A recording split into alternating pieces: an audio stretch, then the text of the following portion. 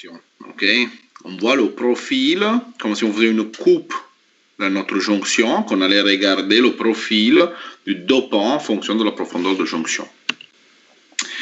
Donc, on a vu quel est le principe de l'implantation ionique. Du coup, créer des ions à partir de molécules de gaz, bombarder un substrat avec les ions qu'on a créés, du coup, bore, phosphore, arsenic. Et comment cela se fait? En accélérant les ions et en lui donnant une certaine énergie, en fonction de leur énergie, leur masse et la nature des matériaux, on pourra implanter à des profondeurs différentes, etc. Ok, bon, on verra à la fin, j'étais encore un peu pour l'appel, on verra si... Ok, merci pour l'information, de toute façon. Voilà. Donc, on avait vu grosso modo le schéma de l'implanteur. Donc, on a la source de ions. Une accélération des ions donc, qui est faite par des champs électriques. Ensuite, on rentre dans un analyseur de masse. Que c'est quoi? C'est juste un arc de cercle ou avec une fente au début où on accélère les ions avec un champ magnétique et on les dévie. Après, on focalise le flux ionique et après, avec des plaques métalliques, on va essayer de balayer, de donner une direction et un angle d'incidence sur la cible qui est là. La cible, c'est un wafer. Hein. Donc, pour ce qui concerne la génération des ions, on a dit, voilà, on a un gaz, des molécules de gaz qui rentrent dans une chambre, ok. Bien sûr, il y a toujours, alors cette fois-ci, les bobines sont utilisées pour générer un champ magnétique, ok, histoire de commencer à faire tourner les ions, hein, ce sont des charges électriques immergées dans un champ magnétique. Du coup, la direction que la charge prend est en fonction de la direction, de l'intensité du champ magnétique généré. Et comme on génère un champ magnétique, on fait passer un courant dans une spire, et du coup, à l'intérieur de la spire, il y a un certain champ. D'accord, ça, normalement, vous devrez savoir. Et du coup, il y a certains ions qui vont se libérer dans la direction préférentielle et d'autres ions qui vont continuer de tourner là-dedans. Voilà, tout simplement. Donc, les molécules, important aussi, les molécules du gaz qui sont là-dedans sont bombardées par des électrons. Okay, qu'est-ce qu'il fait un électron? Il va taper avec une certaine énergie sur d'autres électrons en leur donnant, le transférant d'énergie pour faire en sorte de les libérer de l'atome et créer le ion.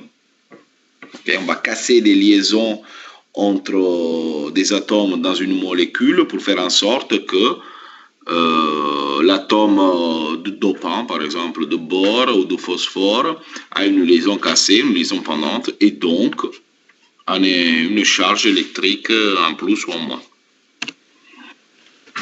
Une fois que j'ai généré mes ions, d'accord, il se peut que je n'aille bien sûr des ions bore, mais pas forcément que du bore avec fluor par exemple. Donc, quand ils arrivent accélérés, qu'ils arrivent dans la section de triage, hein, de sélection des ions qui doivent pouvoir passer, on a dit, on a un champ magnétique, okay, avec une certaine orientation, et du coup, les ions qui rentrent, eux, ils ont une charge précise qui dépend de la charge électrique des neutrons et des protons et des électrons qui sont présents dans l'atome. Et ensuite, dépend aussi de la masse. Donc, eux, ils vont avoir une trajectoire qui dévie, tous, mais en fonction de leur masse et de leur charge électrique, on est capable de calculer la courbure de leur trajectoire. D'accord? Donc, le rayon de la courbure dépend de la masse, de la vitesse à laquelle ils arrivent, de la charge électrique et de l'élément. Et du champ magnétique, pardon. Du coup, ce qu'on va sélectionner, ce seront les ions qui arrivent à passer, à faire la bonne trajectoire et à passer à travers la fente de sélection.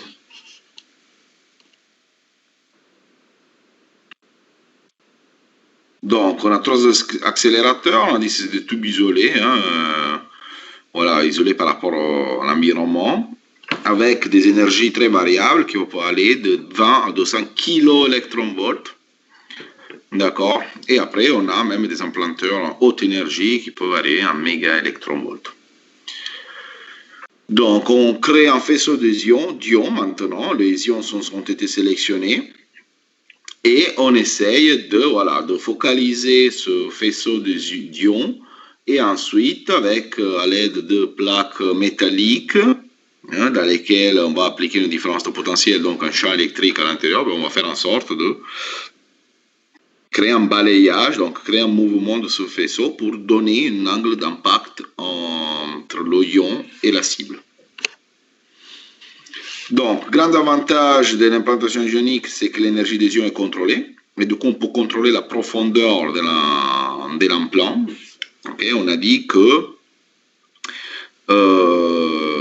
voilà, on connaît le substrat, c'est du cristal, ça peut être du silicium, du germanium, mais bon, à partir du moment où on connaît la structure cristalline, l'orientation qui a la face visible, la face haute de notre wafer, on sait qu'il y a des chemins préférentiels que les ions peuvent prendre. Donc, on connaît la taille de la maille de notre réseau cristallin, on connaît la taille des ions, donc on peut calculer des angles d'impact pour voir de rentrer plus ou moins en profondeur. Et en plus, on peut donner une énergie plus ou moins forte pour rentrer plus ou moins en profondeur. Et en plus de ça, on sait qu'une fois l'implantation faite, on peut faire un recuit, donc monter la température pour donner de l'énergie au système et donc permettre la diffusion des ions qu'on a envoyés dans le réseau cristallin plus en profondeur. Par contre, le défaut de cette technique de dopage, c'est que bon, les ions arrivent sur notre surface, impactent sur notre surface du silicium, et donc ils risquent de créer des défauts dans le réseau. Et donc ces défauts ils peuvent être récupérés en grosse partie par un recuit, hein? Donc chauffé qui fait du coup diffuser. Aussi, donc double avantage pour le recuit. Mais par contre, attention, parce que le risque de garder des liaisons pendantes existe et il faut faire avec. Donc,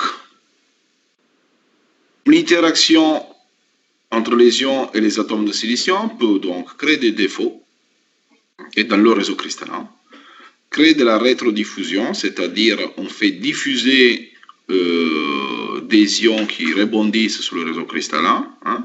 On va voir tout ça juste après. On peut freiner nos ions et on peut avoir de la pulvérisation, c'est-à-dire on peut faire sauter des atomes de silicium qui vont retomber sur le wafer ailleurs, donc en créant d'autres problématiques ailleurs. Voilà. Donc, existe un modèle, le modèle Lindar-Schaffer-Schott, qui permet de modéliser la distribution des dopants, donc le profil de dopants dans notre profondeur. Donc, on disait quels sont les défauts que l'on peut avoir. Alors, on a une interaction entre les atomes, les ions incidents et les atomes de silicium, donc on peut créer des défauts, par exemple. Ça, c'est le ion qui arrive dans le réseau cristallin qui, au départ, est parfait. Le ion arrive, il se comporte comme une boule de billard. Et du coup, en pénétrant avec une forte énergie dans mon réseau, il va casser des liaisons. Du coup, il va déplacer des atomes silicium. D'accord? Donc là, je vais créer un défaut dans mon réseau. Donc, il faut dire que tous ces défauts-là seront des défauts, peuvent être des défauts de surface ou en profondeur, ça dépend. Mais du coup, il peut y avoir des impacts différents à la surface pour le canal de nos transistors ou en profondeur pour les jonctions. Du coup, vous voyez, on est capable, après, quand on a une forte énergie, de carrément déplacer, donc de créer des irrégularités dans le réseau. On parlait de rétrodiffusion, c'est-à-dire mon ion arrive, je n'ai pas bien fait mes calculs pour pénétrer dans le réseau cristallin, je transfère mon énergie au l'atome silicium, il se déplace, donc je crée un défaut de surface, donc ce qui n'est pas bon. Et en plus, mon ion, il rebondit. Donc, même pas il rentre, même pas il prend partie à l'action dopante du matériau.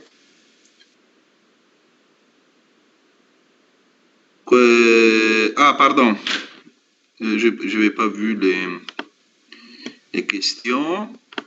Est-ce qu'on peut réparer les défauts en chauffant la surface, par exemple? Voilà, c'est ce qu'on vient de dire. Donc, oui, il y a des actions de recuit qui permettent de réparer les défauts. D'accord? Donc, en chauffant le matériau, le silicium, on va permettre un peu aux atomes qui se sont déplacés ou à des liaisons pendantes qui sont créées de se réajuster. Mais par contre, le recuit, c'est quelque chose qui se fait haute température. Donc, vu que je viens de faire l'implantation, il faut faire attention parce que, du coup, cette température-là peut faire diffuser mon dopage. Voilà. Donc, moi, j'ai fait une implantation pour que les atomes de dopant arrivent à une certaine profondeur. Et quand je vais faire le recuit, il faut que je considère le fait que, avec la température, les ions dopants ils vont encore descendre dans mon substrat. Yep.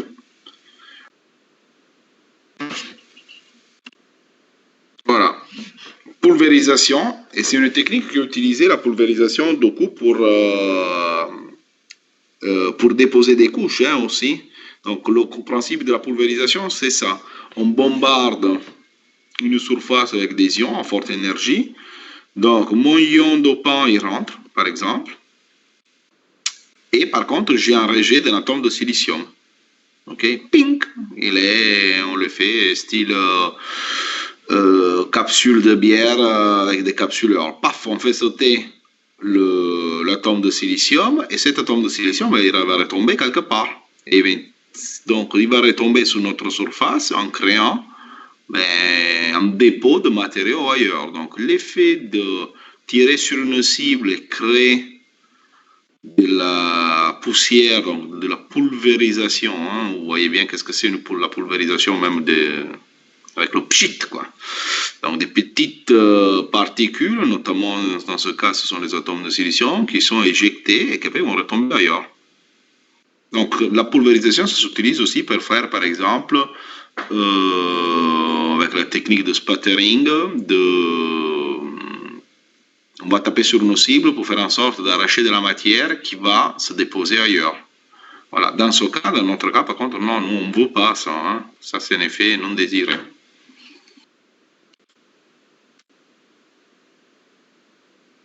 Voilà. Et donc, après, on a dit l'influence de la structure cristalline. Voilà, on sait que le cristal est parfait, donc il y a une structure bien précise de la disposition des atomes de silicium. Et donc, nous, on va faire ce qu'on appelle un tilt, donc donner un angle à notre cible par rapport à l'arrivée des ions, la direction avec laquelle les ions ils arrivent. Donc, il faut faire attention parce qu'il peut y avoir même des ions qui passent, je vois si j'ai une image, non, qui passent à travers mon substrat, dans le sens, tous mes atomes sont à une certaine distance. Je peux essayer de faire un petit dessin. Donc j'ai un atome là, voilà, un atome là de silicium, un atome là. Voilà, je ne suis pas très précis, vous m'excuserez, mon cristal n'est pas trop beau. Voilà, donc un ion arrive comme ça. Et bien il se peut qu'il tape sur aucun atome de silicium et que du coup il passe à travers notre substrat. Et on se le retrouve de l'autre côté. D'accord? Ce n'est pas possible. Et donc, c'est pour ça qu'on donne un angle d'inclinaison selon l'orientation cristalline du substrat. Ce qu'on peut faire aussi, c'est faire une implantation. Ça, c'est important, très important aussi. C'est ce qui se fait dans beaucoup de cas. Faire une implantation à travers du LiCO2. C'est-à-dire, sur mon substrat de silicium, je fais croître un oxyde, pas forcément très beau, d'accord, mais avec une certaine épaisseur.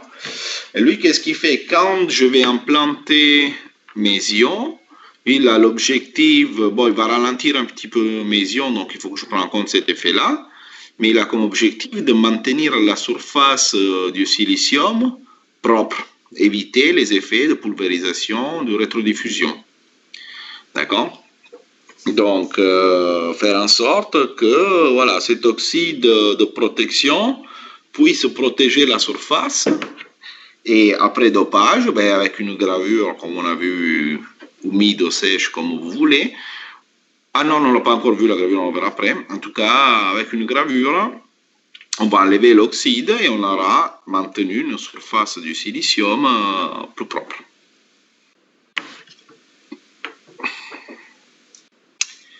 Voilà. Donc, on a vu par exemple dans les TP qu'on a fait en physique 1, les TP TCAD, si vous vous souvenez bien, on avait vu que dans le cas de l'implant kappa, de la kappa MOS, on faisait d'abord un dopage constant de notre substrat et ensuite on allait faire une gaussienne, d'accord, pour émuler cet effet d'implantation. Pourquoi? Parce qu'on va se retrouver avec un maximum de concentration, ok, proche de la surface de l'interface SI et SiO2, mais ensuite on avait une certaine concentration qui diminuait de manière graduelle en allant vers la profondeur de notre substrat. D'accord? Du coup, le recuit après implantation sert à réparer les défauts. Ok? Et vous voyez que les températures sont de l'ordre de 700-900 degrés. Mais par contre, on a aussi d'autres effets. Donc, on peut avoir un déplacement des dopants, okay, pour permettre du coup de se mettre à la place de l'atome de silicium pour partager les électrons en plus ou en moins, donc créer cet effet dopant. Et donc, on dit que le dopant est activé seulement si il se met à la place d'un atome de silicium. Si le dopant n'est pas à la place d'un atome de silicium, il n'a pas forcément les bonnes distances pour interagir avec le réseau cristallin. Donc, l'électron en plus ou le trou en plus qu'il apporte, ben, il n'ira pas dans la bande de conduction, dans la bande de valence. Il va se mettre dans un état de la bande interdite et il ne va pas participer forcément à la conduction de mon matériau, dans mon matériau. D'accord? Donc, l'effet de chauffer permet donc de réparer les défauts et permet de faire déplacer les dopants. Donc, l'aspect positif de ce déplacement des dopants est que mes atomes de dopants peuvent aller remplir les sites où il n'y a pas d'atomes de silicium pour s'activer en fait et devenir partie du réseau et donc partager leurs électrons ou trous de valence. Voilà. Électrons de valence ou trous, on pourrait dire de conduction en fait. Ok, attention, ça c'est un effet de déplacement de dopant qu'il faut prendre en compte si on veut faire un profil de jonction bien spécifique. Et c'est ce qu'on veut faire en général. Nous, quand on fait une implantation, on a les moyens. Du coup, vous avez vu le simulateur anti-CAD, vous allez le revoir dans les TP qu'on va faire après les vacances en technologie du composant. Voilà, là, vous allez faire le process. Vous n'allez plus à dessiner un composant, vous allez faire le vrai process du composant, en simulation, bien sûr, où vous allez faire des implantations, des gravures, des dépôts, etc., des croissances d'oxyde, etc. Donc, pour maîtriser l'implantation ionique, ce qui est important, c'est connaître un peu certaines lois mathématiques, donc, notamment par exemple la loi de type gaussienne. Okay. Donc, cette loi de type gaussienne, est-ce que lui disparaît ou pas? Attendez 2 secondes. Il est verrouillé. Merde.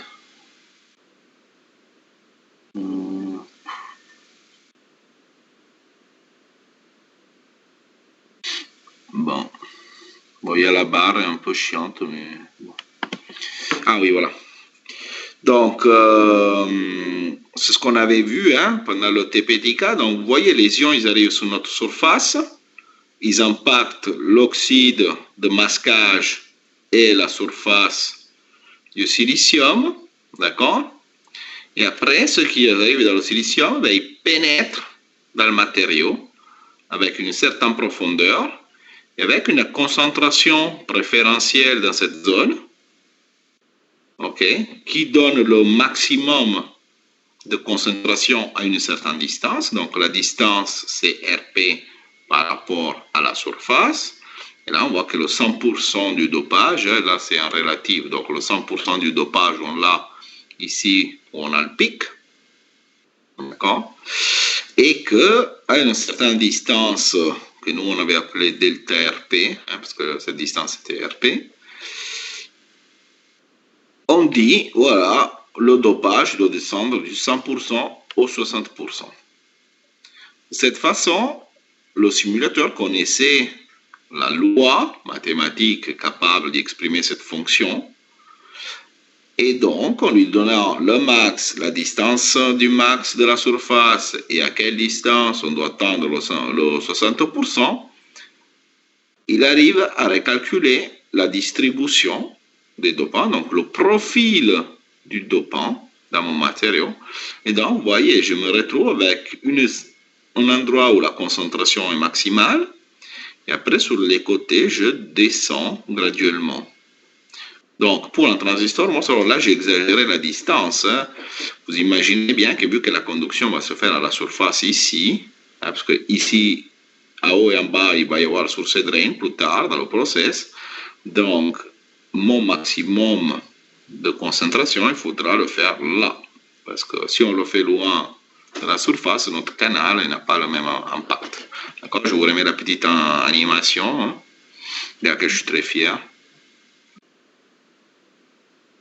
Voilà. Mais que je pense avoir appris à quelques collègues enseignants, quoi. Voilà. Donc, vous voyez, là, on fait l'implantation avec une certaine énergie. Donc, tchac, les ions, ils arrivent sur la surface. Ils commencent à pénétrer. Hop, il y a un maximum qui se génère. Et du coup, on a une certaine distance. On a une distribution gaussienne qui se forme. Voilà, donc c'est comme cette gaussienne, je la vois, il faut imaginer, en coupant mon échantillon là où il y a la ligne pointillée, et en allant regarder dedans, on verrait ça. Là, on est à 0, interface silicium-oxyde ou silicium-air, si vous voulez. Et après, on rentre dans la profondeur de notre substrat. Très joli, merci. Je ne sais pas si c'est moi qui l'ai fait, je ne me souviens plus. Je pense pas, je dois avoir un morceau. Même ma prof peut-être de technologie du composant qui avait fait ça. Imaginez un peu, c'est daté. Hein? Voilà, donc, je ne me souviens pas son nom, non, sinon je le dirais, mais je ne me souviens pas. Donc, réalisation des couches de ben voilà, donc du coup, avec le modèle qu'on a ici, on est capable de dire, voilà, par rapport au bore, au phosphore, l'arsenic, par exemple, à quelle profondeur et quel étalement va avoir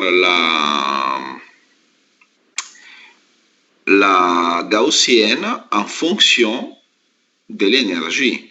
Donc, si je fais un implant, par exemple, à 50 microns, à 50 kV, je vais avoir, par exemple, pour le bord, une profondeur de 1,52 microns et un étalement de 0,05 microns, c'est-à-dire quel est le delta RP, le DRP, le delta RP, donc quel est l'étalement de ma gaussienne. Okay, donc avec le modèle, voilà ce que c'est un modèle. Hein. Un modèle physique, ça c'est plus un modèle analytique, parce qu'il n'y a pas de loi physique, c'est une loi mathématique qui est utilisée. Donc, c'est un modèle, c'est une formule qui permet d'exprimer un comportement. Donc, nous maintenant, on est capable de prévoir qu'est-ce qui se passe si je fais tel ou tel. Donc là-dedans, si je mets mes paramètres RP, delta RP, Nmax, je vais pouvoir trouver le profil de mon implant.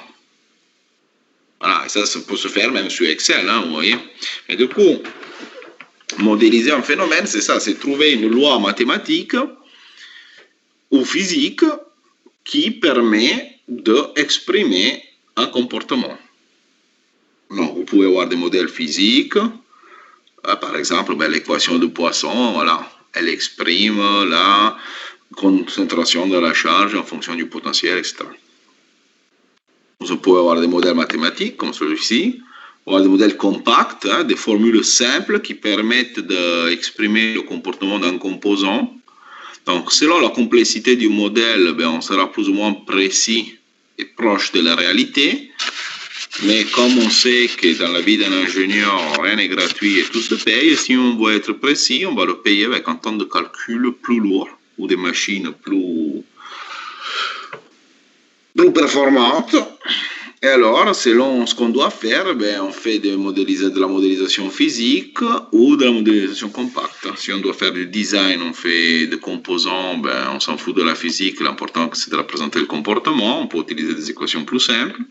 Si par contre on veut connaître les mécanismes comme de diffusion, par exemple des ions, dans le silicium, etc., là on va se rapprocher plus d'un modèle physique. Un modèle analytique comme celui-ci se pose un peu entre les deux. D'accord? Voilà. Et du coup, ça c'est une image en TCAD, hein, comme vous avez fait en simulation. Donc vous voyez, la surface est là-haut. Donc c'est toujours le même substrat. Et en fait, vous voyez, on fait une implantation de bord, d'accord, à différentes énergies. Ok? Donc ici, dans chaque petit barreau, on a utilisé des énergies différentes. Donc vous voyez, l'énergie plus faible, par exemple 10 kV, vous voyez que mon dopage est très fort proche de la surface, et après il décroît, il s'étale très peu. Ok? Plus j'augmente l'énergie de l'implantation, d'accord? Plus je donne de l'énergie aux ions qui vont pénétrer dans mon substrat, plus le maximum de la concentration du dopant, il se situe en profondeur, et plus ma gaussienne est étalée. Plus j'ai de l'étalement. Et en fait, si je fais la coupe de chaque composant pour aller regarder le profil du dopage en fonction de la profondeur Y, on voit effectivement ça. On voit que dans le premier cas, j'ai une forte concentration très proche de la surface, Y égale 0, et plus j'augmente l'énergie, plus le pic diminue et l'étalement augmente. Okay? Donc l'intégrale, par contre, de ces courbes, c'est la dose de dopant, mais il est toujours la même. D'accord?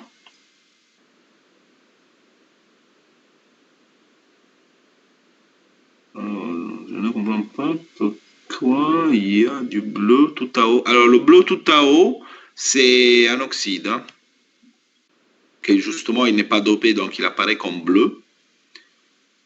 Mais du coup, ici, dans cette zone, voilà, ça c'est l'accapamos que vous avez fait en TP de physique. Ok?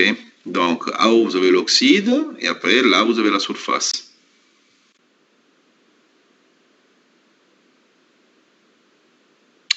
Voilà.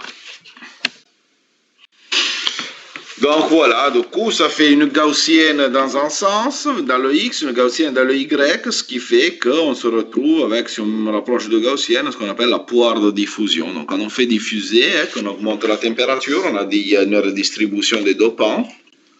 Et donc, voilà, ça donne une forme, moi je dirais plus d'oignon, après on va l'appeler poire de diffusion. Voilà, on peut l'appeler comme on veut, ampoule de diffusion, tout ce que vous voulez, voilà, patate de diffusion. En tout cas, c'est pour dire que du coup, on a une gaussienne en profondeur. Après, quand on chauffe pour recuire, pour faire diffuser, on va diffuser dans tous les sens, quoi. Pas qu'en profondeur, mais aussi en horizontal. la diffusion, la migration d'une espèce sous l'effet de l'agitation thermique d'une force statique d'un endroit où il y a forte concentration à un endroit où il y a faible concentration. Ok, donc au fur et à mesure que le temps passe, ben, les atomes vont aller là où il y a une concentration plus faible, où il n'y a pas de tout de concentration. Et du coup, on a une redistribution des dopants.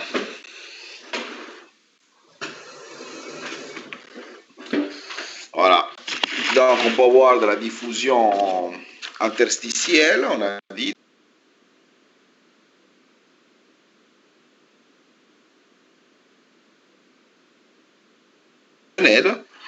C'est-à-dire à la place des atomes de silicium. Et celle-là, c'est celle qui nous intéresse, qui permet l'activation des dopants. Donc voilà, juste pour rappel, sur le coefficient de diffusion, vous savez que la diffusion va dépendre d'un coefficient, donc qui a une dépendance exponentielle par rapport à la température. Voilà. Et surtout par rapport à ce fameux paramètre énergie d'activation, donc c'est l'énergie qu'on doit donner, on l'a déjà dit, au système pour obtenir un certain phénomène. Donc, si le but c'est le déplacement d'une espèce d'ion de, je sais pas, 200 nanomètres, voilà, on fait des expériences et on va regarder voilà, à quelle température et combien de temps il faut rester pour, et du coup on extrait ce coefficient de cette énergie d'activation. Donc D0, ben, c'est le coefficient de pré-exponentiel, on l'appelle comme ça, c'est une constante qui dépend du matériau.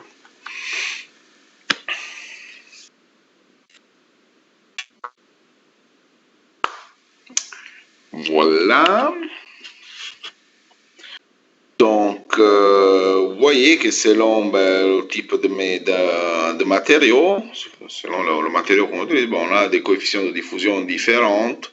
Pourquoi? Parce qu'on a des énergies d'activation qui sont différentes et des coefficients exponentiels différents. Mais ça, voilà, il y a des physiciens qui dans leur vie, ils ont fait ça et donc on n'a plus trop intérêt. Je veux dire, on pourrait les revérifier, mais on tomberait sur les mêmes résultats. Donc ça, c'est des données que normalement on trouve dans la littérature ou dans des manuels. Voilà. Si on est un bon technologue, on a les références qu'il faut et on sait comment ils diffusent l'aluminium dans le silicium, etc. etc. Par contre, c'est des paramètres importants parce que dans la construction, dans la fabrication, on a dit, au fur et à mesure qu'on avance dans le procédé de fabrication, voilà, on subit des recuits, nos composants subissent des recuits, ils subissent certaines étapes, donc avec des températures différentes. Donc on sait que une étape, par exemple, le dopage qui a lieu en début de process va voir, de là à la fin du procédé de fabrication, plusieurs étapes de chauffement, de réchauffement. D'accord? Et donc, cela, ça va induire de la diffusion et donc ce sont des phénomènes à prendre en compte. C'est pas parce que à un moment de mon process, je fais un implant qui va avoir un certain profil, que ce profil va être maintenu à la fin du process. C'est une raison pour laquelle, par exemple, sur ces drains, tous les MOS sont faits à la fin. D'abord, on fait tout le stack, l'empilement de tous les oxydes, toutes les grilles, les nitrures, les grilles mémoire, etc.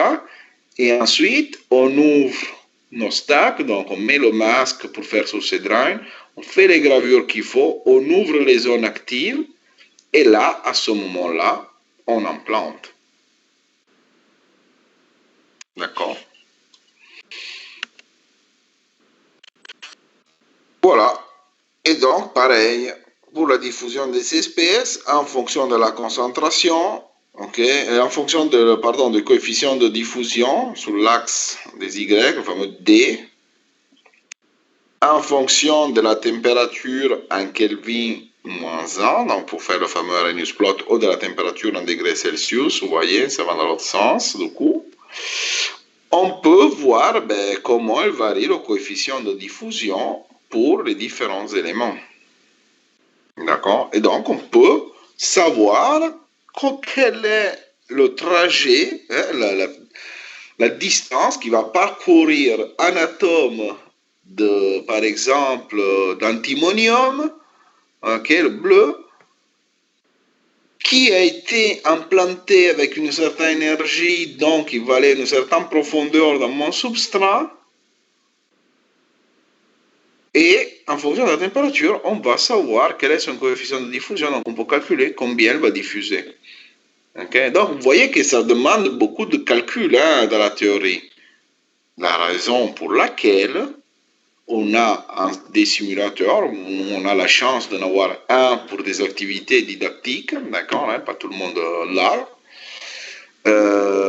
Et c'est un outil industriel, c'est un outil qui regroupe tous les modèles donc physiques et analytiques qui sont pas tout, mais beaucoup. Le manuel fait 1000 pages et les modèles sont juste nommés, hein, on ne les explique pas de manière approfondie. Donc, le simulateur regroupe tout ce modèle et nous, en connaissance des modèles, on peut dire si j'active tel modèle et tel modèle, je vais avoir tel phénomène de diffusion, tel phénomène d'implantation, etc., etc., etc.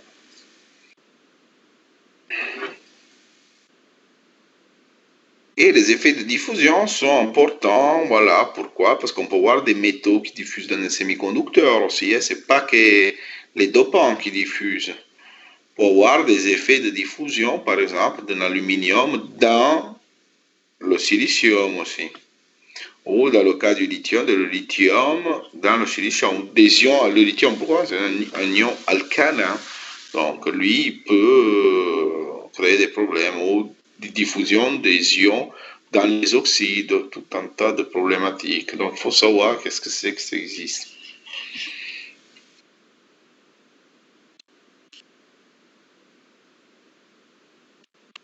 Donc,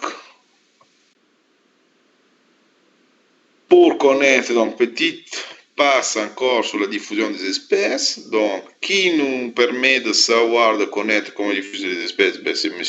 Fick, d'accord? Donc voilà, le flux de la matière proportionne au gradient de concentration. Ça, normalement, vous devrez déjà le savoir depuis physique théorique, hein. Ça change un peu les lettres, mais c'est la même formule. Donc le flux de la matière, donc ça veut dire le flux des ions qui sont en train de migrer, va dépendre du coefficient de diffusion et du gradient de la concentration. Voilà. Pourquoi il y a un moins? Parce que on se déplace de là où le gradient est fort à là où le gradient est faible. Voilà. Et donc le gradient c'est quoi? On considère une seule direction, c'est la dérivée.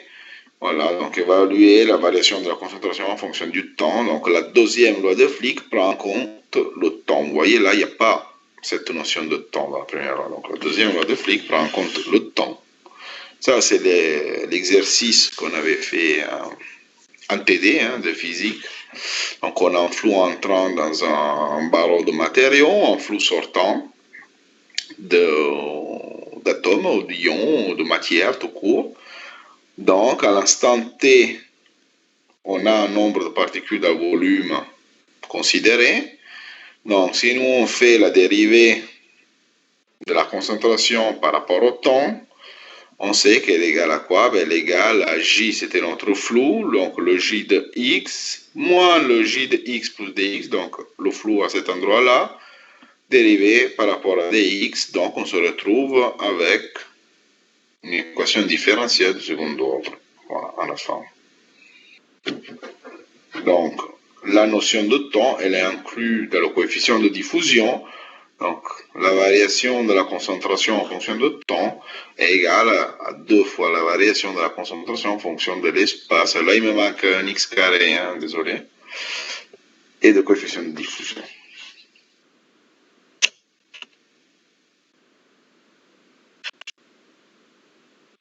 Donc voilà, on peut avoir différentes solutions de cette équation. Une, celle qu'on a dit, que l'on connaît, c'est la solution gaussienne. Si on considère qu'à T0, tous les atomes dopants sont introduits en même temps, ok? Donc ça veut dire que j'ai déjà dopé. Et une solution fonction ERFC, erreur, fonction d'erreur en fait s'appelle cette fonction, c'est une fonction mathématique qui ressemble à la gaussienne mais qui n'est pas tout à fait pareille, et qui dit qu'on a une concentration de dopant qui se trouve à la surface du wafer et non dans notre wafer, dans notre échantillon. Donc ce sont deux lois mathématiques différentes. Lui prend en compte le fait, la solution de la fonction d'erreur, prend en compte le fait que les dopants vont rentrer dans le matériau, et alors que la solution gaussienne prend en compte le fait que les dopants sont déjà dans le matériau. Et donc, je ne sais pas, vu que je ne sais pas au niveau des mathématiques, qu'est-ce que vous avez fait? Et en probastat, si vous avez déjà vu les fonctions gaussiennes, les fonctions erreur, fonction d'erreur, je ne m'attarde pas trop sur les formules, mais vous voyez, ce n'est pas des formules très complexes. Hein. Voilà, il y a des racines et des divisions, quoi. Par contre, on peut voir la différence. Donc là, on dit qu'à l'instant 0, voilà, la différence est là. La gaussienne prévoit déjà une certaine concentration dans notre substrat. Alors là, il faut imaginer que ça, c'est la surface de votre échantillon, à x égale 0, et qu'on va regarder le profil de dopant, okay, en fonction du x, et après, maintenant, on le fait évoluer en fonction du temps. Donc, à t égale 0, dans le cas d'une gaussienne, j'ai déjà mon dopant qui est présent en surface, alors que dans la fonction d'erreur, je n'en ai pas.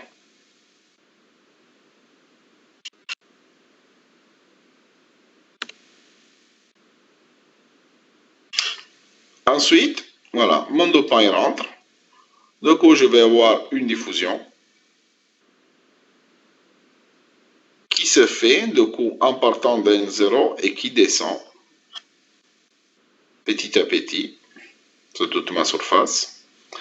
Alors que pour la gaussienne, vous voyez que vu que j'avais le dopant présent sur toute ma surface, ils se déplacent tous ensemble. Avec une certaine probabilité, hein, c'est une question de probabilité. Donc là, j'ai probabilité 100% de trouver un atome de dopant. Là, j'ai probabilité 0%.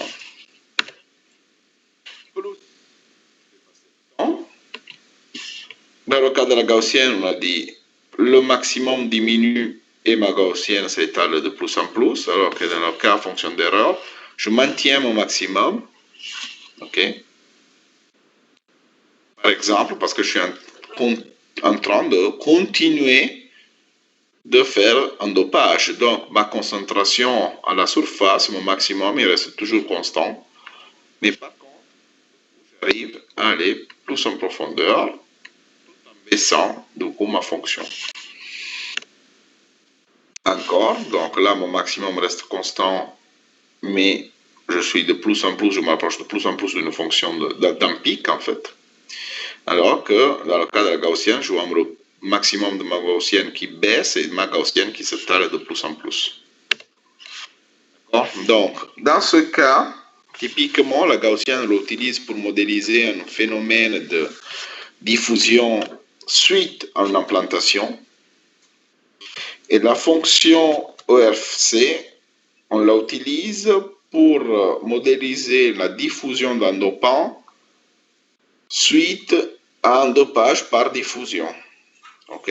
Pourquoi? Parce que moi, je peux doper mon matériau aussi, simplement, on a dit, en l'exposant à un gaz de dopant. Je prends mon wafer de silicium cristallin, je le mets dans un four à une certaine température. D'accord? Et je ouvre la vanne qui fait passer un gaz de phosphore. Donc, le gaz phosphore, il va arriver sur la surface de manière constante. Du coup, le dopage à la surface, il reste constant. Mais plus le temps il passe, plus la concentration de dopant, donc je diffuse du dopant vers le substrat, mais je continue de fournir du dopant en surface, et donc je garde mon maximum constant. Alors qu'ici, dans la gaussienne, une fois que j'ai implanté, je diffuse et basta. L'implantation, c'est terminé. Donc là, je peux continuer à doper au fur et à mesure que je diffuse. Et c'est ce qu'on appelle le dopage par diffusion. Okay? Donc, c'est deux techniques différentes qui donnent des profils de jonction très différentes.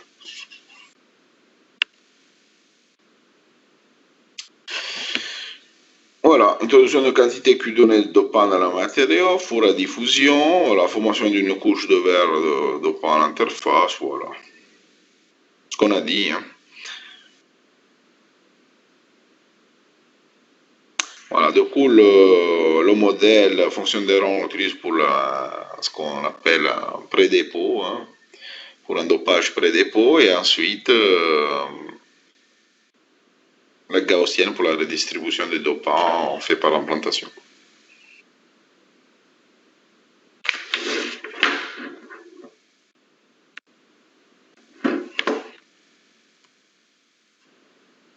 Voilà, du coup, nous, quand on fera les dopages anti-CAD, on considérera toujours d'abord une implantation et après une redistribution type gaussienne. Voilà. Donc, dans l'ETP de physique 1, vous avez vu qu'on pouvait faire dessiner grosso modo en dopage, le profil d'un dopage en mettant la fonction d'une gaussienne. Et bien là, dans l'ETP de technologie du composant, vous allez réaliser des implants pour faire ensuite redistribuer les dopants de manière gaussienne. Donc vous n'allez pas lui dire la loi mathématique fait une gaussienne, non, vous allez implanter une certaine énergie, après vous allez lui dire simplement redistribue les dopants à telle température.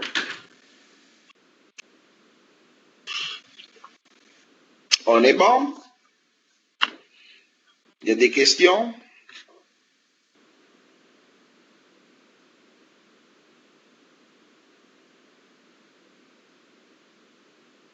Vous êtes toujours connecté?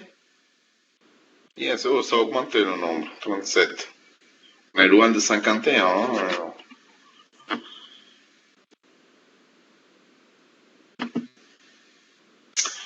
Bon. Si y a pas... Est-ce que vous m'entendez tout le temps ou c'est bon? Juste donnez-moi un signe de vie, même s'il n'y a pas de questions. Ok, parfait. Parfait. Je suis en vie. Ça va. Heureusement, c'est qui hein? De Angelis qui toujours rigolo. On entend super bien. Voilà. Nickel, voilà. Bon. Donc, on va faire la gravure maintenant. Hein? Donc, on a vu fabrication du silicium. Alors, attendez que je remets mon pointeur. Hop là. Fabrication du silicium. Photolithographie, donc le processus pour lequel on arrive à dessiner des motifs sur nos silicium. Layout.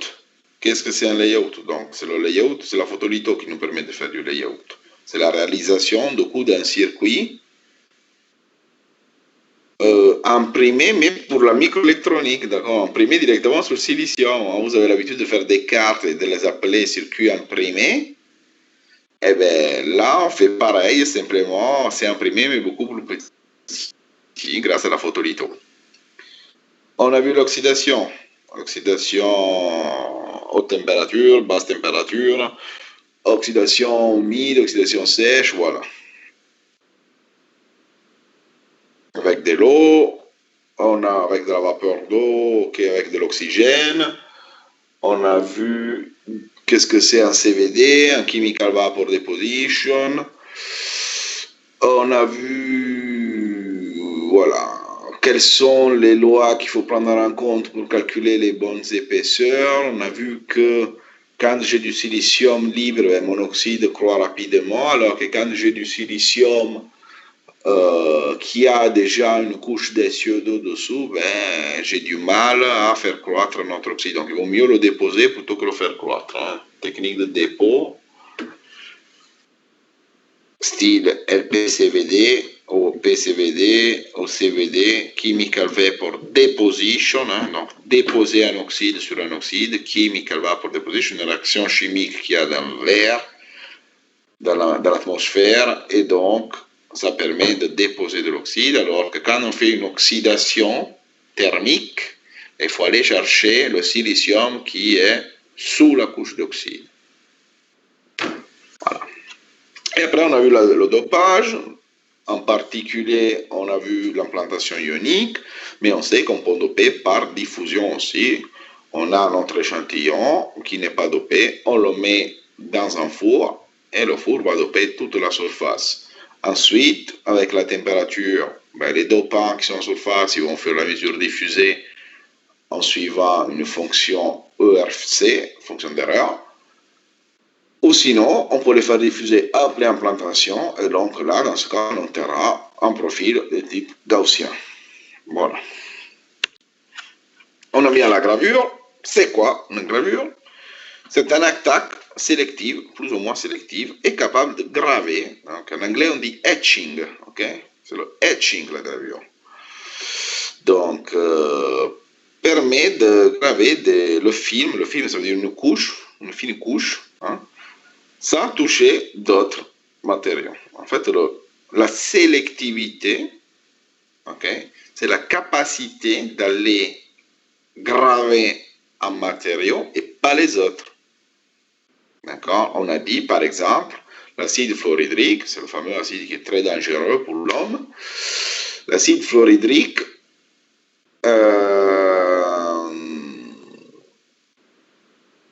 lui, il est très très sélectif, il grave parfaitement le CO2 sans toucher au silicium. Voilà.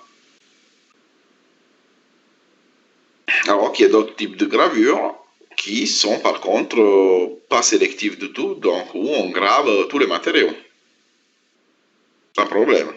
Okay? Par exemple, des gravures plasma, des gravures où on a un effet mécanique, okay? Et non pas une réaction chimique. Donc après, le rapport entre la vitesse d'attaque verticale, comme vous pouvez voir là, et la vitesse d'attaque horizontale, va définir l'anisotropie. C'est-à-dire un matériau isotrope, d'accord? Et une gravure isotrope, c'est une gravure qui permet de graver dans toutes les directions de la même façon. Iso, c'est la même. Et le trope, c'est comme les tropiques, c'est la position.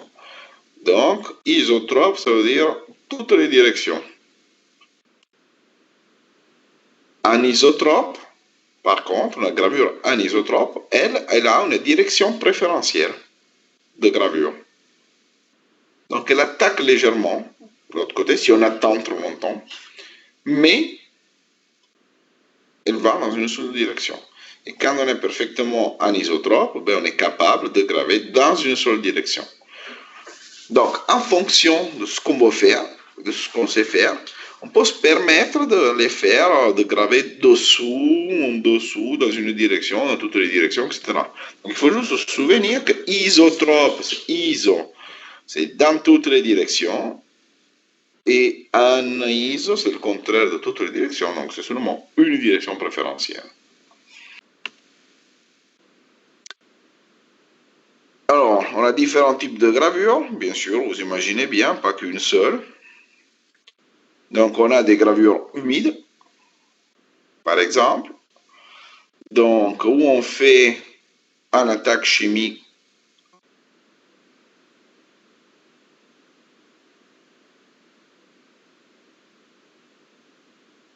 okay, l'acide fluoridique est liquide, donc une solution aqueuse, qui va attaquer chimiquement les CO2. Voilà. Donc, ce qu'on fait, c'est que pour connaître quel est le temps de gravure, on va étalonner la vitesse de la gravure. Donc, on a souvent un échantillon sur lequel on fait des expériences. On dépose différentes épaisseurs d'oxyde qu'on mesure pour être sûr de l'épaisseur. Et ensuite, on va le graver à des temps différents pour aller voir combien de temps ça prend pour graver la couche qu'on voudra sur notre échantillon. D'accord? Et pourquoi ça clignote à chaque fois? Alors, je n'ai pas compris pour l'anisotrope. En fait, je ne sais pas que... Si tu as compris parfaitement anisotrope, l'anisotrope c'est un parfaitement anisotrope non parfait. Dans le sens qu'il a, c'est une gravure qui a une direction préférentielle, mais pas que ça, donc là aussi il va graver un petit peu sur le côté aussi. Mais il a quand même une direction préférentielle. De préférence, il va graver dans la direction verticale, lui, par exemple. Voilà. Alors que parfaitement anisotrope, c'est une seule direction. Voilà. Ok. Donc, gravure humide, parce qu'on est dans une solution aqueuse. Ok.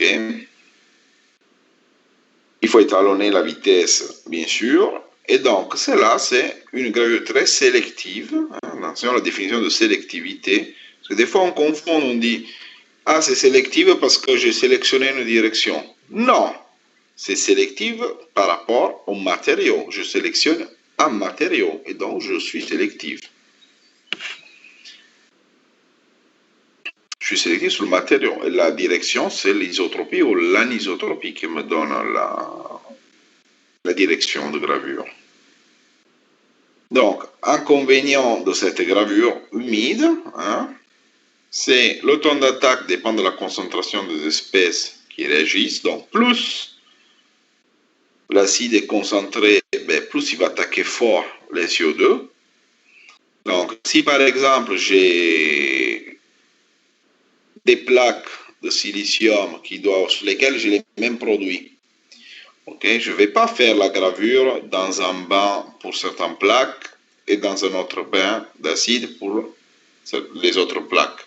Si c'est exactement le même produit que j'ai là, mon bain d'acide pour la gravure, je vais garder toujours le même pour être sûr qu'il n'y ait pas une différence de concentration entre les deux. Donc, je mets toutes les plaques dans le même bain, même si ça me prend un peu plus de temps, au moins. Parce que si, par exemple, je fais mon étalonnage dans un bain, et après, je vais graver mes plaques à côté parce que pour aller plus vite, et s'il y a une petite différence de concentration de l'acide fluorhydrique, eh bien, la gravure ne sera pas la même. Et en plus, une gravure isotrope, c'est-à-dire qu'elle grave dans toutes les directions. Donc, je risque d'avoir, si par exemple, ça c'est un oxyde, ou ça c'est un oxyde, ok, je risque d'avoir, moi j'ai fait une ouverture avec mon masque, avec ma résine pour aller graver cette zone-là, mais comme je suis en liquide, donc dès que j'ai mangé dans cette direction, je vais commencer à manger dans les autres directions aussi. D'accord, le liquide va partout. C'est pour ça que c'est isotrope.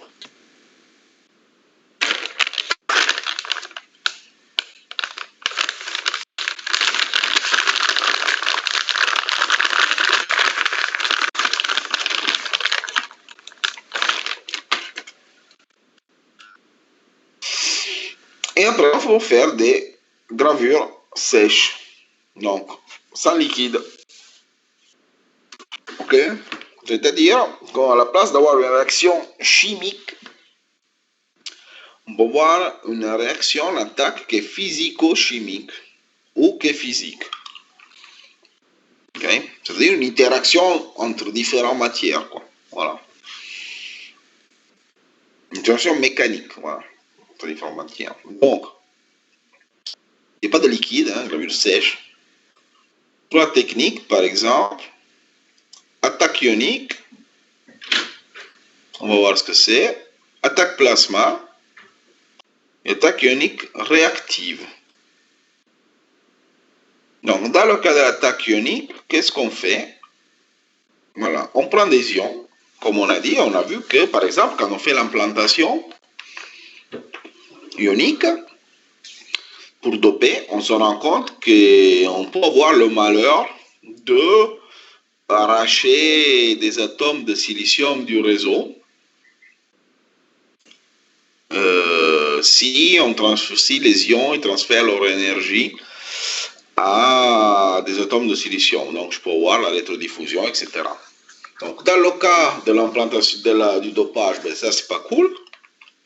Mais du coup, on se dit, mais pourquoi ne pas utiliser cet effet, ce phénomène-là, pour aller graver un matériau. Dans le sens, j'utilise des ions peut-être un peu plus lourds, un peu plus gros, à forte énergie, et je vais dégommer, atome par atome, mon substrat ou mon oxyde, le truc que je dois graver. Donc, je prends avantage d'un défaut de l'implantation ionique. Du coup, j'ai une attaque physique par action mécanique des ions incidents. Okay, si je fais un dessin,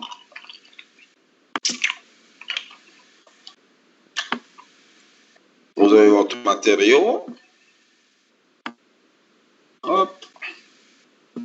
Et vous balancez des ions dans cette direction. Tchac. Le ion, il va interagir avec les atomes de votre cible. Et les atomes de votre cible vont partir. Tchac. Et au fur et à mesure que j'enlève un atome, je lève 2 atomes, je lève 3 atomes, ben, je vais graver du coup. Mince, je ne voulais pas faire ça. Donc je vais faire un petit trou et après encore un plus grand trou. Donc si je ne bouge pas, bon, je ne devais pas faire ici. Donc si je ne bouge pas la direction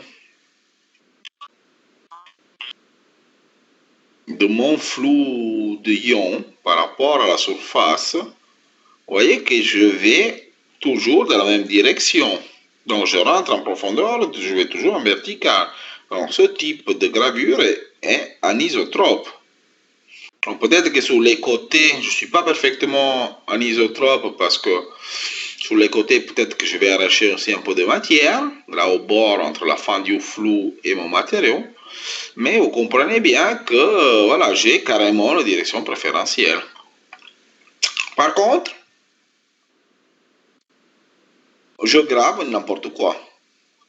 Qu'il aille de l'oxyde, qu'il aille du silicium, qu'il aille du nitrure, etc., n'importe quel matériau, vu que c'est une attaque physique, moi j'attaque tant que j'ai des atomes à démonter. D'accord?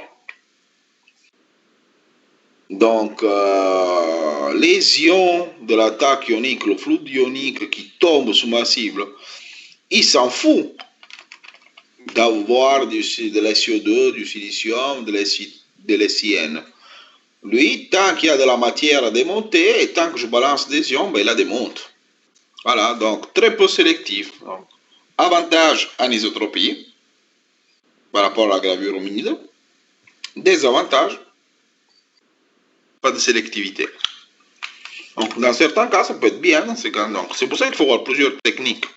Toujours, selon ce qu'on veut faire, eh ben, il faut adapter, il faut avoir la bonne technique qui permet de. Et après, je peux avoir des gravures plasma. Donc, c'est quoi un plasma? Ben, c'est des atomes, des ions, des molécules, donc tout un ensemble de charges ou pas électriques, donc d'atomes, un ensemble d'atomes qui va être sous forme d'atomes, ions ou molécules, qu'on appelle radicaux. Hein. Donc, dans un mélange gazeux. Hein, c'est pour ça, le plasma, c'est un gaz d'atomes. Okay. Donc, on part d'une molécule de base par exemple dans ce cas, tétrafluorure de carbone, voilà, qui est à l'état gazeux. On balance des électrons. Les électrons vont pouvoir casser les liaisons entre les atomes carbone et les atomes fluor. Et du coup, dans cette interaction entre l'électron et la molécule, la grosse molécule, je peux sortir des atomes de fluor, des ions. Du coup, si je sortis un atome de fluor, je me retrouve avec une molécule qui est chargée électriquement. En radicaux, elle n'est pas chargée électriquement parce qu'elle a capturé en même temps l'électron, ça dépend. D'accord? Donc, et je crée un plasma. Ok, je pars de là, et je me retrouve avec un produit à l'extérieur, un produit en sortie.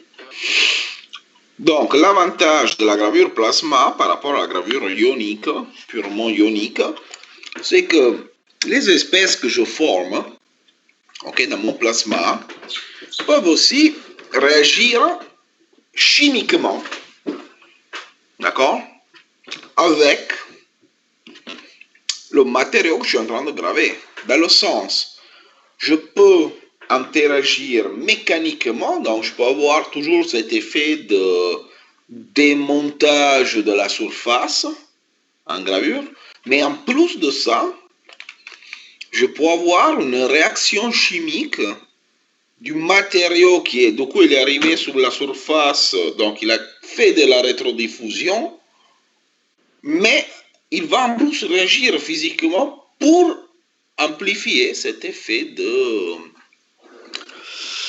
gravure. D'accord? Je ne sais pas si j'ai été clair. C'est clair ça?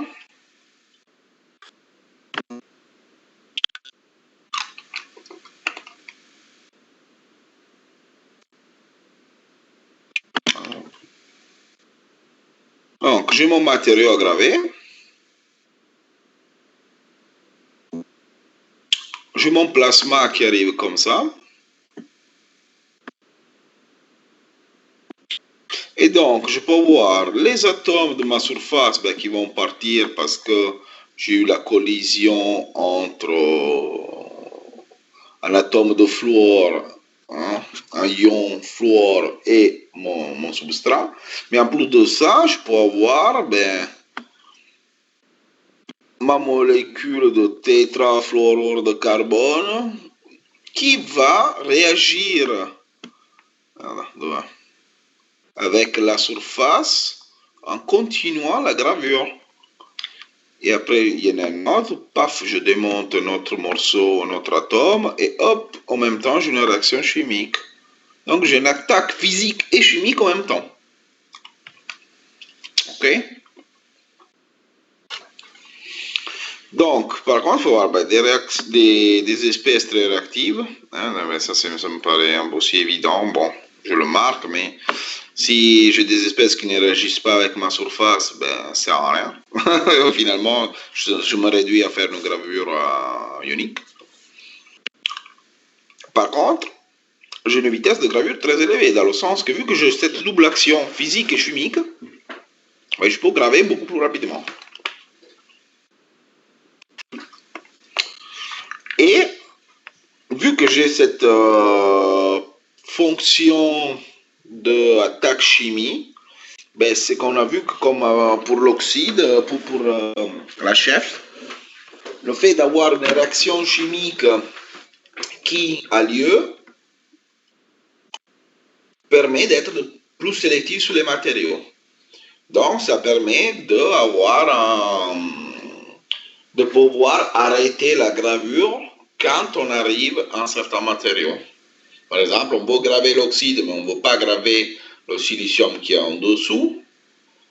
Eh bien, on n'utilise pas une gravure ionique, on utilise une gravure plasma qui va permettre du coup de graver l'oxyde parce que je veux avoir une réaction avec les CO2, mais une fois que j'arrive sur le silicium, vu que l'énergie des ions qui arrivent n'est pas très forte, eh bien, je m'arrête et je ne grave pas le silicium. Donc, grand avantage. Donc, ma surface sera plus propre. D'accord?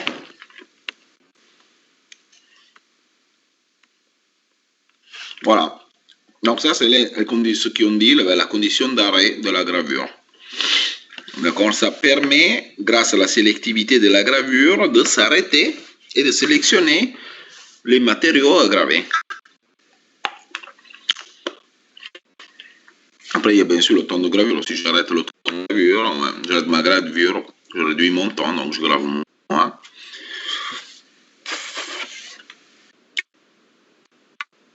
Alors, pour vérifier l'arrêt, est-ce qu'on s'est arrêté sur le bon matériau, on peut faire des mesures de réflectivité, aller regarder la réflectivité de la surface. Voilà, on balance une lumière à une certaine longueur d'onde et on regarde si ça réfléchit. Si la longueur d'onde est transparente pour le CO2 et pas pour le silicium, ça veut dire, et je vois quelque chose qui réfléchit, ça veut dire que je suis arrivé sur le silicium. Donc il y a des mesures qui peuvent être faites même en même temps qu'on grave. On peut voir la lumière réfléchie en même temps qu'on est en train de graver. Voilà. Après, en ayant cet effet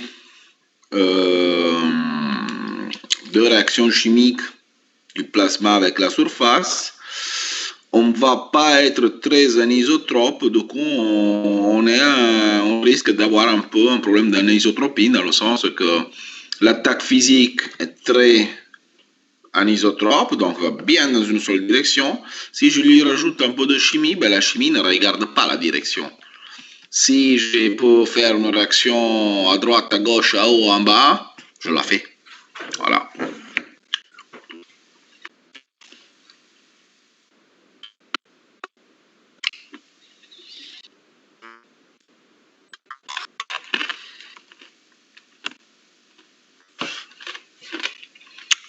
Après, on peut voir la gravure ionique réactive, troisième cas.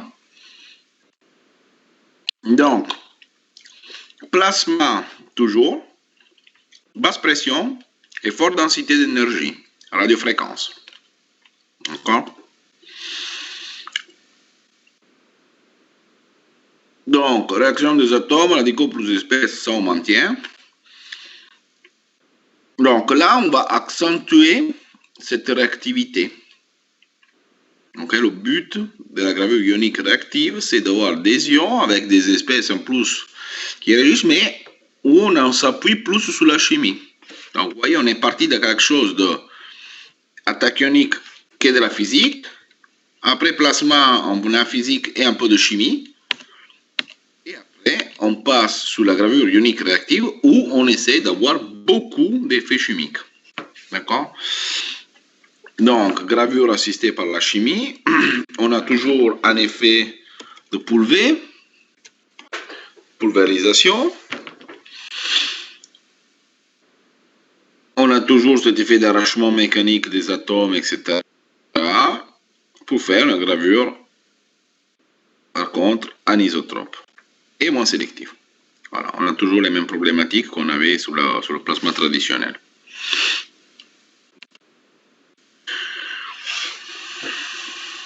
Voilà, donc, attaque ionique réactive, action combinée des atomes, des ions, l'action mécanique plus importante, demande de pression, patati patata, procédé lent. Voilà. Gravure humide de coup et gravure sèche, vous avez les différences sur l'anisotropie, la sélectivité, patati patata.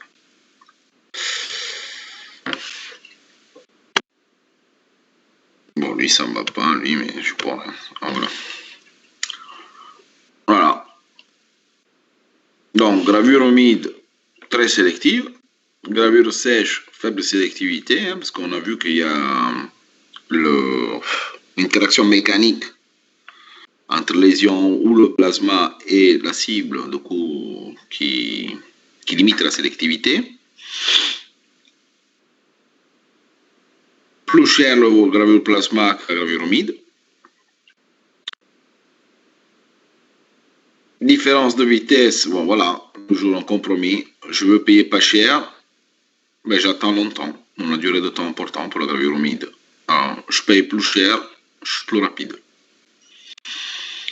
Voilà, très utilisé avec les nouveaux composants. Plus on fait petit, plus il faut être précis, donc plus il faut être anisotrope dans les gravures. Donc, c'est là que la gravure plasma a pu vraiment montrer ses avantages, ok, avec l'avancement technologique. Plus on veut faire petit, plus on doit graver petit, et donc plus on doit être capable d'être anisotrope.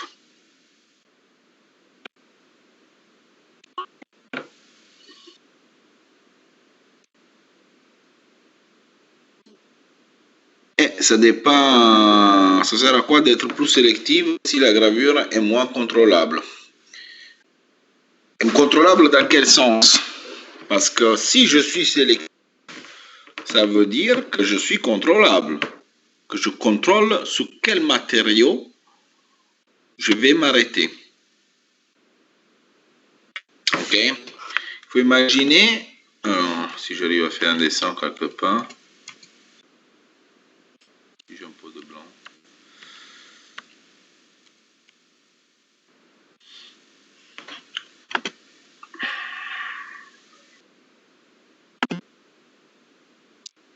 Par exemple, je peux avoir à graver une série de couches, d'accord? Voilà, où j'ai différents matériaux. SiO2, ox,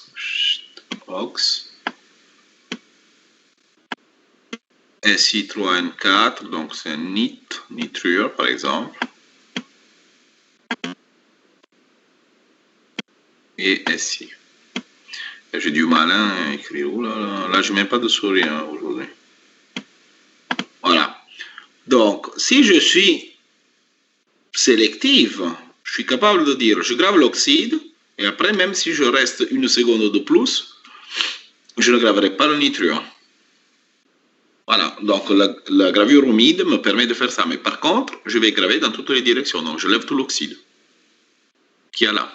Donc, toute ma couche d'oxyde va disparaître. Par contre, si je suis anisotrope, mais pas sélectif, ça veut dire que je vais graver dans une direction, mais n'importe quel matériau. C'est ce qui fait la gravure plasma. La gravure plasma va enlever tout ça. Donc, pas de sélectivité, mais par contre, anisotropie, donc une seule direction préférentielle. Ce qui me permet de faire, par exemple, des tranchées précises et pas d'enlever toute une couche.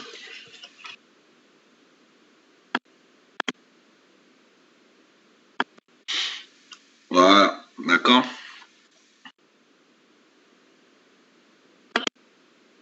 Donc, attention à cet effet,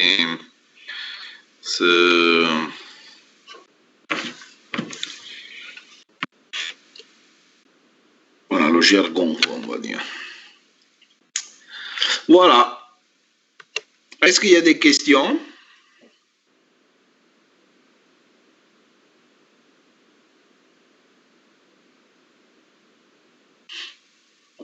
Good. Alors, donc, au niveau de la théorie, on a conclu, ok? Donc,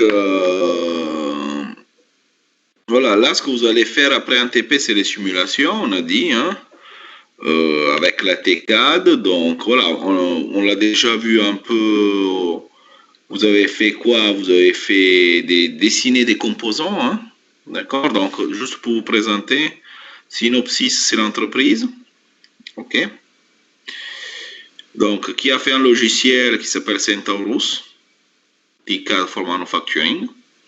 D'accord? Et nous, on va utiliser, non, on ne va pas utiliser SWB, mais on va utiliser vous avez utilisé par exemple, on va utiliser S-Process en réalité. D'accord? Donc, des outils de gestion de projet. Hein. Et le projet, dans ce cas-là, c'est la fabrication du composant. Donc, vous, ce que vous avez fait avant, c'est vous aviez un dispositif à simuler, jonction PN ou CAPAMOS. Vous faites la définition de votre composant, donc vous avez dessiné votre composant, vous l'avez maillé et vous avez fait la simulation électrique. D'accord? Maintenant, ce que vous allez faire l'année prochaine de TP, de technologie du composant, je rappelle, hein, c'est des TP non notés, bien sûr, mais c'est des TP comme si c'était du cours, en fait. Hein, vous avez vu pour physique du composant.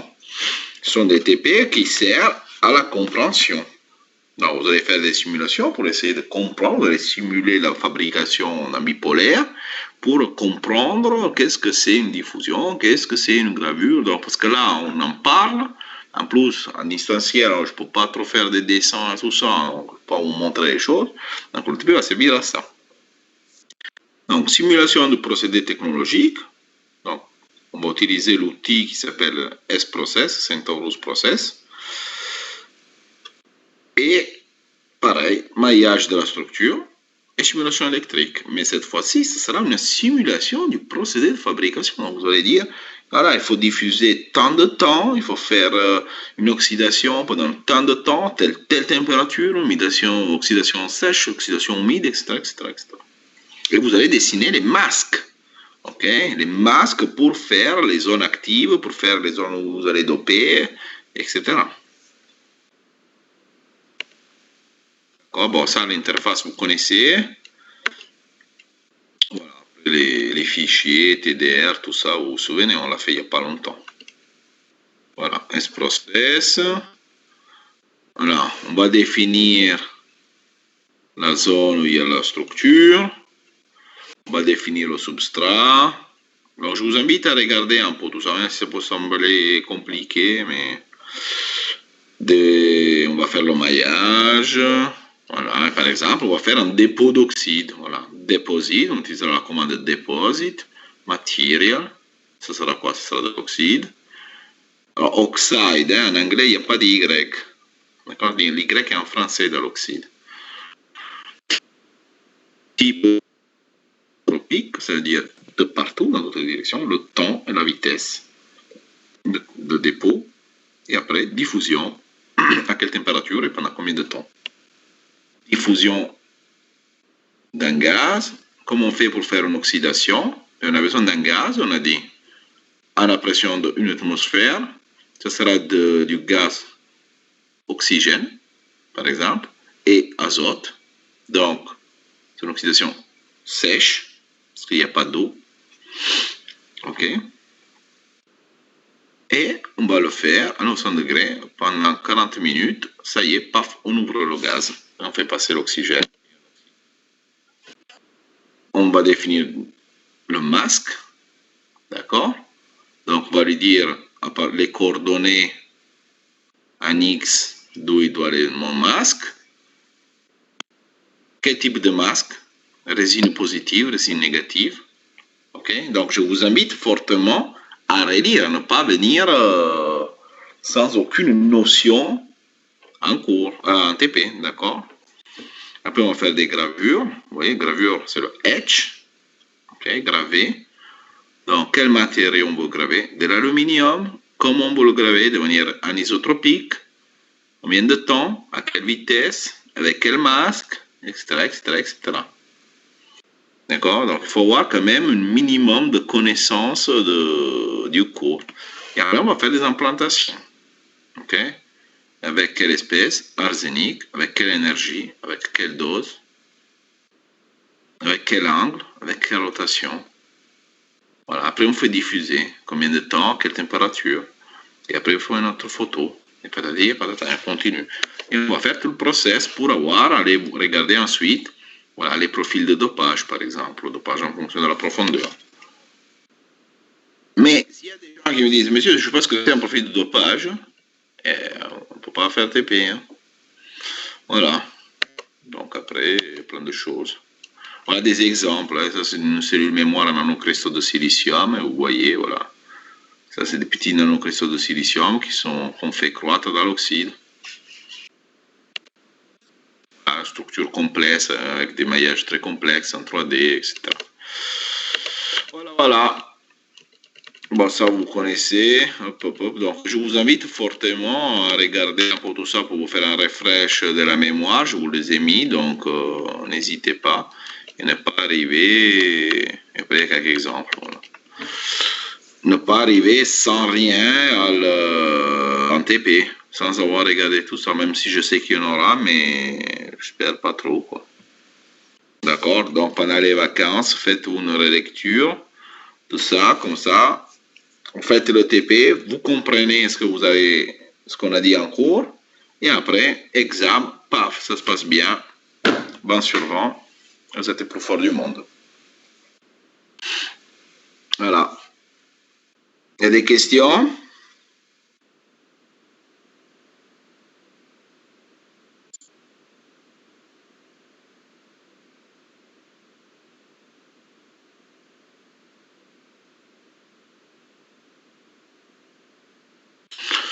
Bon, ben, s'il n'y a pas de questions, je sais que vous avez cours après, donc ben, je vous laisse à votre petite pause.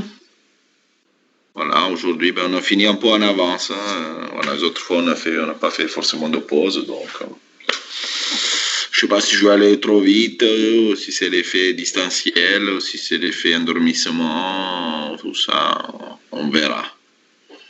On verra l'examen. Voilà, voilà. Bon, ben, s'il n'y a pas de questions, je vous dis, ben, je pense, style, bonnes vacances. Et après, on se verra, ben, je sais plus, on se voit alors la prochaine fois. Hop, hop, hop, hop, hop. Pour les TP, hein.